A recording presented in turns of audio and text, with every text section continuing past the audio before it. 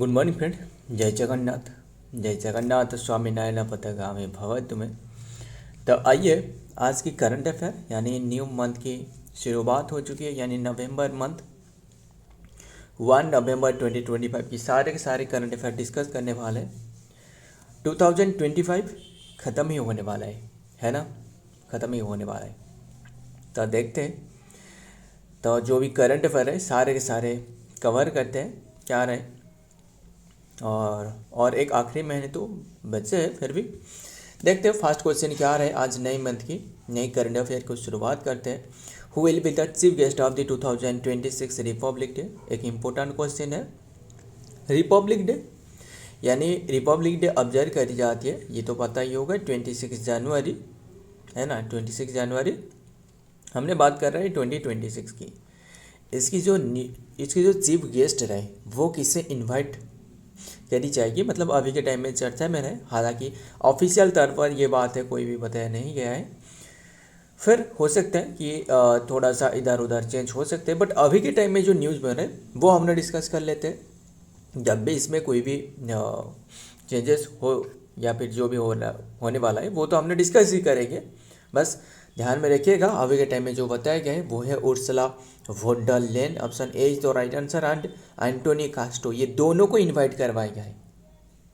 And अभी के time में असल में हर बार कोई भी इंडिपेंडेंस डे पर या फिर रिपब्लिक डे पर जो इनवाइट किया जाता था ना, कोई भी कंट्री के पीएम या फिर प्रेसिडेंट को इनवाइट किया जाता था, बट अभी के टाइम में ऐसे नहीं हो रहा है। वो जो यूरोपियन यूनियन रहे ना, इसके जो चेयरपर्सन यानी जो प्रेसिडेंट रहे यूरोपियन यूनियन की, ये जो रहे उर्सुला वोन डर रहे, ये रहे यूरोपियन यूनियन की चेयरमैन रहे, यूरोपियन यूनियन की चेयरमैन। एंड जो एंटोनी कास्टो रहे जो कि यूरोपियन काउंसिल की चेयरमैन, यूरोपियन काउंसिल की, ध्यान में रखिएगा, यानी आंसर डी हो सकता है। क्लियर इतनी सी बात ध्यान में रखिएगा। एंड अब जो हमने ऑब्जर्व करने वाले हैं 2026 की, ये 77 नंबर की जो कि रिपब्लिक डे होने वाला है। क्लियर इतनी सी बात जानते हो ना, जो 76 की जो रिपब्लिक डे था हमने जो 2025 में जो मनाई थी, इसकी चीफ गेस्ट कौन था जानते हो ना, पता ही होगा ना आपको। वो था, चीफ गेस्ट था इंडोनेशियन के प्रेसिडेंट जो प्रोबाबो सुबियांतो है ना, प्रोबाबो सुबियांतो, ध्यान में रखना, प्रोबाबो सुबियांतो। और ये बात जानते हो ना, जो फर्स्ट जो चीफ गेस्ट थे, यानी फर्स्ट टाइम जो 1930 में जो ऑब्जर्व करवाया गया था, और ये बात आपको 1930 तो नहीं, 1950 बात कर रहे हैं। ये बात जानते हो ना, असल में 26 जनवरी को क्यों ऑब्जर्व करी जाती है जो रिपब्लिक डे, क्योंकि इसी ईयर यानी जो रिपब्लिक डे जो इंडियन कॉन्स्टिट्यूशन रहे इसकी इम्प्लीमेंट करवाया गया था, पता ही होगा आपको, इसी ईयर जो कि इम्प्लीमेंट करवाया गया था, ध्यान में रखिएगा। एंड रिपब्लिक डे की जो कि इम्प्लीमेंट करवाया गया था। एंड मतलब सॉरी रिपब्लिक डे नहीं, यानी जो इंडियन कॉन्स्टिट्यूशन को जो कि इम्प्लीमेंट करवाया गया था। एंड जो अपनाया गया था वो तो 26 नवंबर है, ये तो शायद पता ही होगा। क्यों ऑब्जर्व करवाया गया था 26 जनवरी, इसीलिए क्योंकि 1930 में फर्स्ट टाइम जो कि पूर्ण स्वराज की मांग कर उठाई गई थी, है ना। काफ़ी बातें रहने देते सारे। और जो 1950 रहे ना, फर्स्ट टाइम ये जो ऑब्जर्व करवाया गया था, फर्स्ट टाइम कौन चीफ गेस्ट थे जानते हो ना, वो था सुकार्नो कौन है, जो इंडोनेशियन की प्रेसिडेंट वो था, है ना, इंडोनेशियन की फर्स्ट प्रेसिडेंट भी था, वो है सुकार्नो, ध्यान में रखना ये बात है। तो सारे के सारे डिस्कस कर लेना, आगे देखते हैं। और एक मुझे याद आ रहा है, ये जानते हो ना, जो 18 नंबर की जो प्रवासी भारतीय जो पीबीडी डे रहे, पीबीडी जो ये डे रहे, ये मतलब जो प्रवासी भारतीय दिवस जानते हो ना, जो एनआरआई डे के रूप में ऑब्जर्व करी जाती है, कौन सी डे को ऑब्जर्व करी जाती है, 9 जनवरी, है ना। जो महात्मा गांधी ने लौट कर आई थी जो साउथ अफ्रीका से, वो था 2000 कहाँ से है, वो था 1915 की बात है, जबकि लौट कर आई थी, वही ये बात है, ध्यान में रखिएगा। इसे ऑब्जर्व करी जाती है कौन से डे के रूप में, प्रवासी भारतीय दिवस के रूप में। ये ऑब्जर्व करवाया गया था 18 नंबर की भुवनेश्वर में ऑब्जर्व करवाया गया थे, यानी उड़ीसा की कैपिटल में, है ना। वहाँ की जो चीफ गेस्ट था कौन था जानते हो ना? वो था त्रिनिदाद एंड टोबागो की जो प्रेसिडेंट था, त्रिनिदाद एंड टोबागो की प्रेसिडेंट वो था क्रिस्टियानो कांगालो।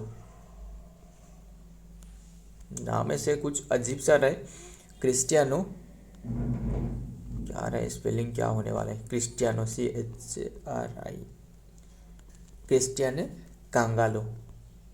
बस नाम याद रखना, वो स्पेलिंग हमें तो याद रखने जरूरत नहीं है। इंडिया फर्स्ट टाइम इंडिया जो कि इनवाइट करिए यूरोपियन यूनियन को, इनवाइट करिए जो लीडर्स रहे, president of the European Commission Ursula von der Leyen and president of the European Council की वो है एंटोनी कोस्टा। क्लियर? आज chief guest for the Republic Day and celebration next year the Indian Express जो आज late. बस ध्यान में रखिएगा, अब के टाइम में चर्चा में रहे, ध्यान में रखना, नाम याद रखना। आगे देखते हैं number 2, who has launch the Grokipedia. Grokipedia जो विकीपीडिया जानते हो ना, विकीपीडिया क्या है? ये मतलब सारे के सारे जो आर्टिकल वगैरह काफ़ी सारे जो लिखी जाती है ना, विकीपीडिया रहे, विकीपीडिया में सर्च करी जाती है, वैसे एक ग्रोकपीडिया रहे। विकीपीडिया में क्या होता था, जो लोग रहे ना, मतलब हमने यानी आपने, वो भी यहाँ एडिट कर सकते हो, यहाँ एडिट कर सकते हो, बट ग्रोकपीडिया में नहीं करने वाले हो सकता है ग्रोकपीडिया में करा मतलब एडिट किया जा सकता है, बट ये सारे के सारे कैसे होने वाला है, जो आर्टिफिशियल इंटेलिजेंस रहे ना, इसी के माध्यम से होने वाले हैं। ये क्या होता था, जब कोई भी लोग एडिट कर रहा है, मतलब गलत भी लिख दे रहा है, वही हमने पढ़ रहे हैं ना, बट जो ग्रोकपीडिया रहा है ऐसे नहीं होने वाला है। ध्यान में रखिए, वही है, डिफरेंस यही है। एंड अभी के टाइम में ये जो लॉन्च करिए XAI, यानी जो एक से पता ही होगा ना, जो एलन मस्क की कंपनी रहे, XAI यानी आर्टिफिशियल इंटेलिजेंस, वो एलन मस्क की कंपनी है ना, एलन मस्क की। स्पेसएक्स भी इनकी है। देखते हैं नेक्स्ट, एलन मस्क, आपको पता ही होगा ना, एलन मस्क ने एक न्यू पार्टी की भी इन्होंने बनाई थी, क्योंकि जो डोनाल्ड ट्रम्प ने इनके साथ जो कि मतभेद देखने को मिल रहा था, है ना। एलन मस्क आज लॉन्च था, बताना वो इनकी जो पार्टी था, इस पार्टी का नाम क्या था, मुझे बताना, नीचे कमेंट करना, ये आपके लिए क्वेश्चन है।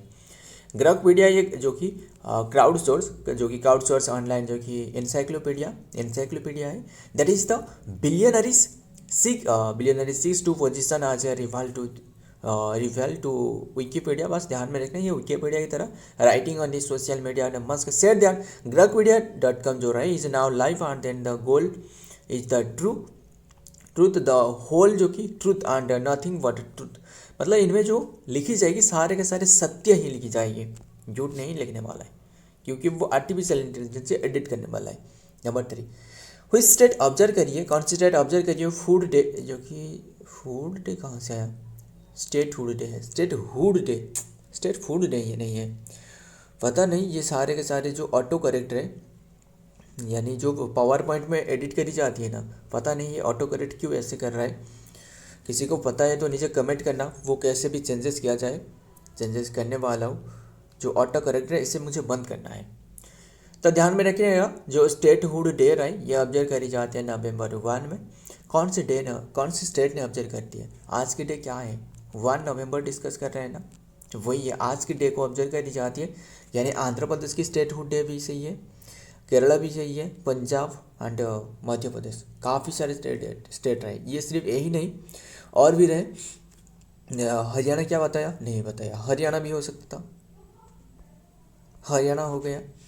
एंड और एक इंटरेस्टिंग बात है, मुझे याद आ रहा है, क्या रहे, बताता हूँ, कर्नाटक भी रहे, तमिलनाडु क्या बताया, नहीं बताया, तमिलनाडु हो सकता था, पंजाब हमने लिखी है। एंड छत्तीसगढ़ क्या लिखी है, नहीं लिखी है, छत्तीसगढ़ हो गया।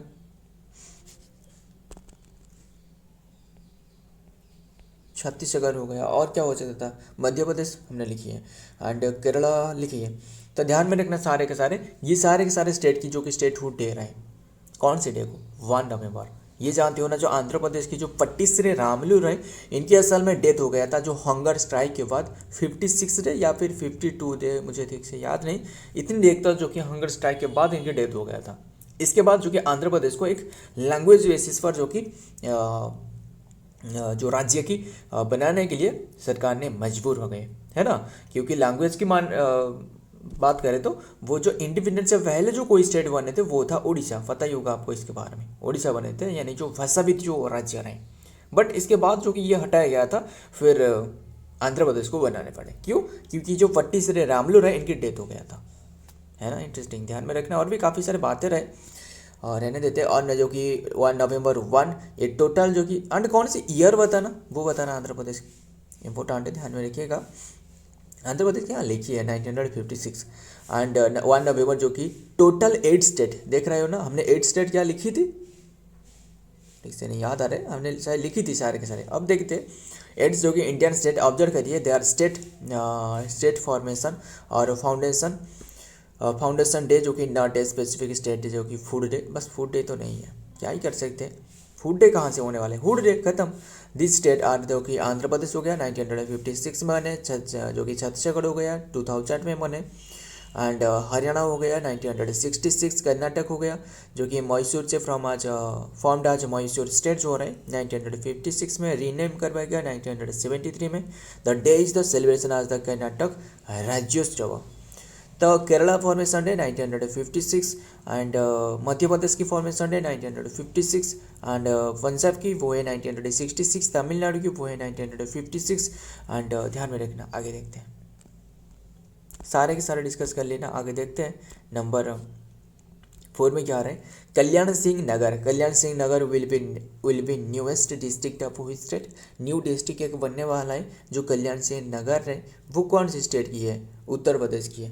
बस यही ध्यान में रखना, न्यूज में अभी के टाइम में चर्चा में रहे, वो है 76 नंबर की जो कि मतलब डिस्ट्रिक्ट बनने वाला है, क्लियर। एंड बात करें जो कल्याण सिंह का जानते हो ना, वो उत्तर प्रदेश की पूर्व यानी जो इससे पहले जो पूर्व जो कि कौन थे, जो 76 नंबर की सीएम थे, 76 नंबर की सीएम थे, ध्यान में रखना, पूर्व सीएम थे।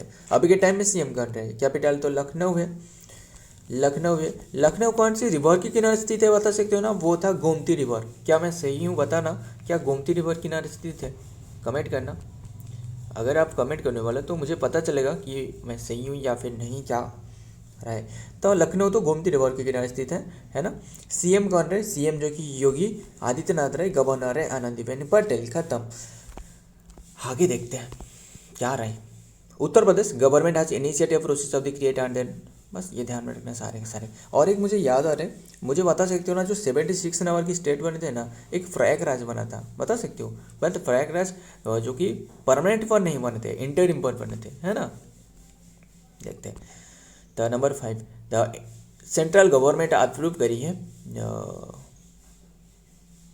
अप्रूव जो कि फर्टिलाइजर सब्सिडरी जो कि रबी क्रॉप के लिए एक सब्सिडरी कितने रुपए के आवंटित करी है, वो था 37,952 करोड़ की। नेक्स्ट देखते हैं, the central government of India जो कि आज अप्रूव ए टेंटेटिव जो कि बजट ये है, बस बजट ध्यान में रखिएगा, अभी के टाइम में घोषणा करवाई गई। रबी क्रॉप का मतलब जानते हो ना, जो विंटर सीजन रहे ना, विंटर सीजन के लिए। खरीफ क्रॉप मतलब है जो खराब, खरीफ का मतलब जानते हो ना, खराब, खत्म।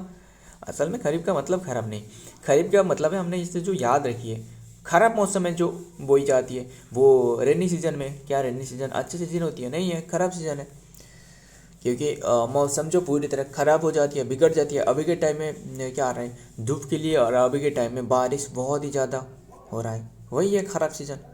Draupadi Murmu become the first president to fly in the Rafale jet में जो कि मूव करने वाला यानी फ्लाई करने वाला फर्स्ट जो कि प्रेसिडेंट बने, वो कौन सी प्लेस से जो कि ये उड़ान भरी है, वो है अम्बाला जो फोर्सेस रहे, अम्बाला यानी जो चंडी मंदिर है ना, अम्बाला जो कि एयर फोर्सेस स्टेशन, क्लियर, वहाँ से जो कि उड़ान भरी है, ध्यान में रखिएगा।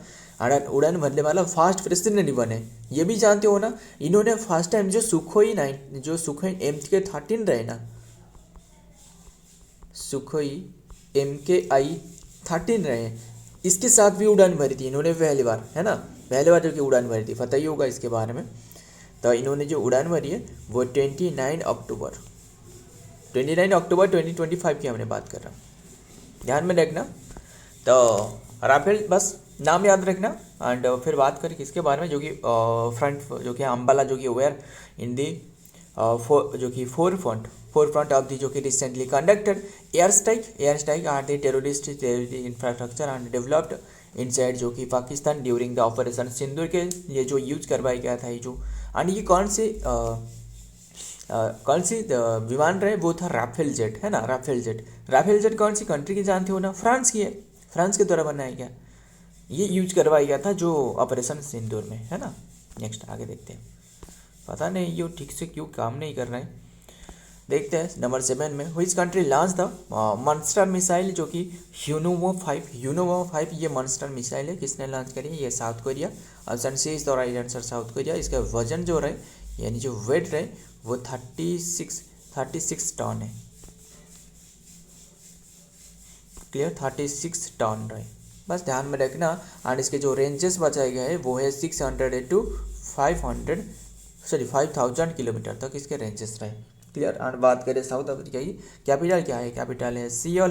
करेंसी क्या है? करेंसी है ओन रहे ना, साउथ कोरियन ओन, ये साउथ कोरियन ओन। प्रेसिडेंट कौन है? प्रेसिडेंट है ली जे म्यूंग। देखते आगे, बस ये तो सारे के सारे डिस्कस कर लिए, बस वही ध्यान में रखना। एंड ये क्या रहा है क्या नहीं है।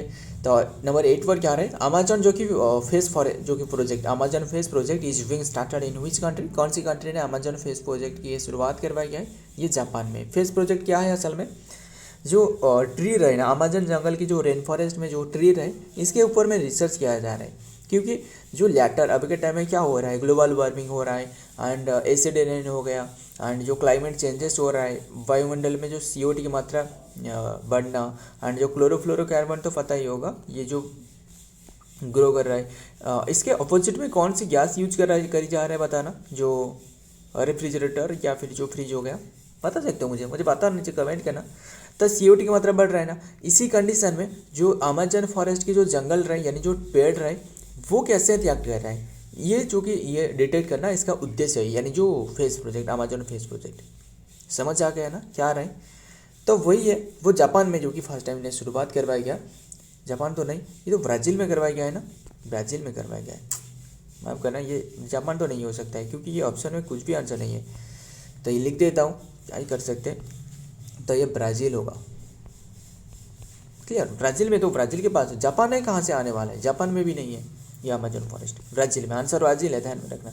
द अमेजन फेस प्रोजेक्ट जो कि एनवायरमेंट CO2 जो enrichment and project is being carried out of Brazil. देख सकते हो इन ब्राज़ील में करवाया गया near the city of the Manaus. कौन सी सिटी क्या है इंपॉर्टेंट नहीं है, फिर भी जो ब्राज़ील रहे यहाँ इंपॉर्टेंट है। क्लियर, तो ध्यान में रखना। आगे देख, जो बताया सारे के सारे यहाँ लिखी गई है, देख लेना। नंबर 9 क्या रहे?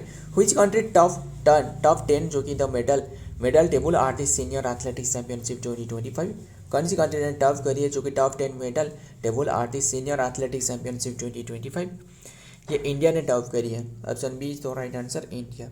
एंड ध्यान में रखिएगा, टोटल जो कि 58 मेडल आपको बताया था ना, टोटल 58 मेडल, इनमें से गोल्ड 20 जो कि सिल्वर एंड 18 जो कि ब्रॉन्ज रहे। खत्म। इंडिया जो कि टॉप पर रहे, कौन सी प्लेस में हो रहा था? 8 रांची झारखंड में।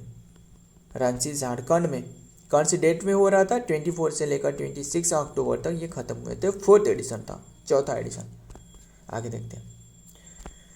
इंडिया टॉप करिए स्टैंडिंग विद द 20 जो कि गोल्ड मेडल, ओवरऑल जो कि रैंकिंग बस 58 टोटल मेडल रहे। श्रीलंका जो कि followed with the 16 gold medal में नेक्स्ट पर रहे, टोटल जो कि 40 मेडल। एंड इंडिया जो कि बस ध्यान में रखना, इंडिया जो टॉप करिए वही इंपॉर्टेंट है। आगे देखते हैं और क्या कौन रहे क्या रहे, रहने देते हैं। Number 10, international rice conference 2025 held in which country? ये तो इंडिया में हो सकता है ना, इंडिया हो गया।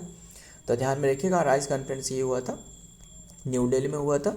फिर ये जानते हो ना, इंडिया की जो राइस रिसर्च इंस्टीट्यूशन रहे वो कहाँ रहे, मुझे पता ना, ये आपके लिए होमवर्क नहीं, बता देता हूँ। ये तो कटक में रहे ना, कटक उड़ीसा में रहे। उड़ीसा की भी एग्जैक्टली प्लेस पूछे तो वो है विद्याधरपुर, है ना, विद्याधरपुर। अब बताओगे कैसे आपको पता चला? वहाँ एग्जैक्टली प्लेस जो रहे ना, इसके आसपास में मैं मैंने रह रहा हूँ, है ना। तो ध्यान में रखना वो अलग रहे। तो 2025 जो कि हेल्ड इन विच कंट्री? ये हो गया जो कि इंडिया। तो और बात करें, मुझे पता ना, इंटरनेशनल जो राइस इंस्टीट्यूट रहे कहाँ रहे? फिलीपींस में रहे, हो सकता है फिलीपींस में, बताना मुझे क्या मैं सही हूँ। तो ये 13 to 31 जो कि अक्टूबर तक ऑब्जर्व करवाया गया था, कल ही ख़त्म हुए। देखते हैं डिटेल में, अंडर सेशन एंड करते हैं। The Bharat international rice conference जो कि VIRC 2025 to be held during the 31 जो कि भारत मंडपम न्यू दिल्ली में हुआ था। विथ हाईलाइट द इंडिया जो कि growing the leadership in the global rice sector. जानते हो ना, इंडिया जो राइस क्षेत्र में रहे ना, वो अभी के टाइम में टॉप हो चुकी है, क्योंकि इससे पहले इंडिया टॉप नहीं था, बट अभी के टाइम में टॉप हो चुकी है। ध्यान में रखना। सो फ्रेंड, आज की ये कंटेंट है। वीडियो पसंद आए तो वीडियो पसंद कर लाइक करना। मतलब देखिए, इंडिया तो टॉप पर नहीं था, जो चाइना था पहले, बट अभी के टाइम में इंडिया टॉप हो चुकी है, क्योंकि काफ़ी सारे राइस इंडिया में ज़्यादा जो कि उगाई जा चुकी है। तो वीडियो पसंद आया तो लाइक करना, दोस्तों के साथ शेयर करना। मिलता हूँ और एक वीडियो में और एक इंपॉर्टेंट एमसी के साथ। तब तक के लिए जय हिंद, जय जगन्नाथ।